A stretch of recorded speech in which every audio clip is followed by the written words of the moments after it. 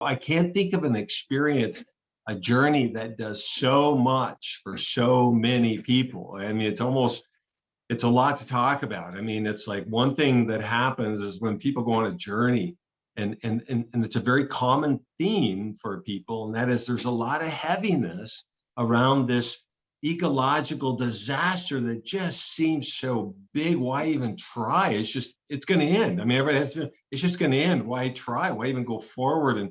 And how do I find peace in my life? How do I find joy? And I'm 60, and I always say half the people my age and over, they're just waiting. They just want to die and get out of here. Right? They're like, I'm over this. I just want to get away from it. And then there's another half that is like, no, I'm okay with dying, but I think I'm going to play full out here. I'm all in. I've got some agency. I've got some things I can do, and so there's a lot of heaviness that people are feeling. And then you throw in politics, and you throw in wars, and you throw in all that stuff, and it paralyzes people. And there's two aspects to the journeys. One is that when you go on a journey, we've really created a powerful experience that there's an inquiry into this journey when you go. I mean, because you're going to be in the Amazon, and we're going to do all kinds of amazing experiences with our Indigenous partners. But the inquiry, the question is, what do you have to let go of so that you can move through your life without all these emotional and psychological constraints, right? And I don't know what that is for you, but I do know when you get into the Amazon and you go on a journey, it comes out for you. It can be very emotional. It can be very physical.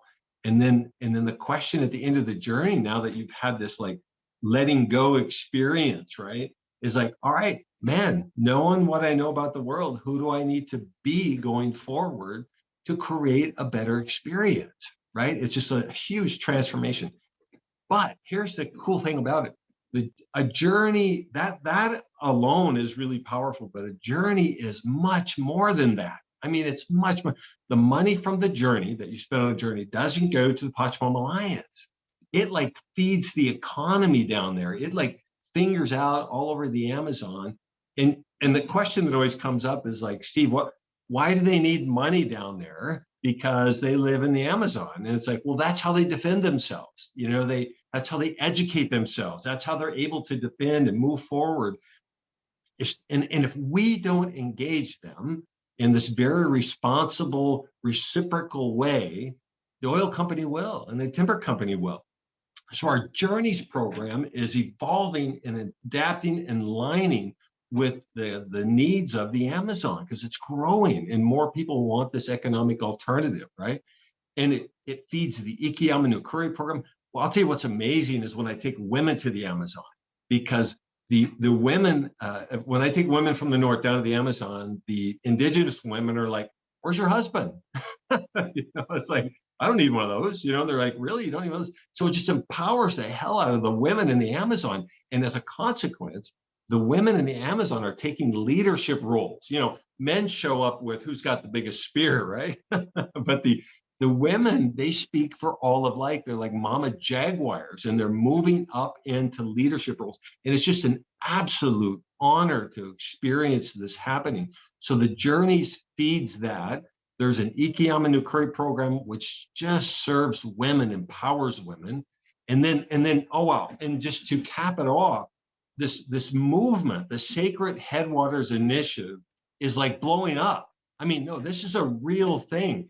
The Amazon in Ecuador and Peru are uniting over how many indigenous communities it is now to put that in preservation.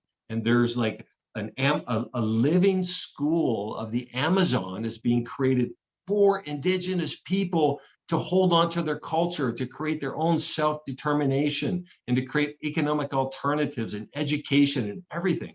It's really powerful. So the Journeys feeds all of that.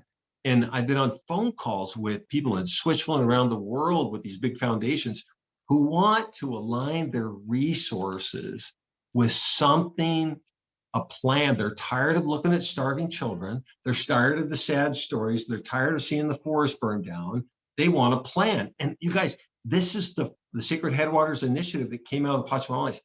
This is the first time ever there's been a plan in place, a very sophisticated, well thought out plan in place to preserve and unite the people in the unite the indigenous communities in the Amazon.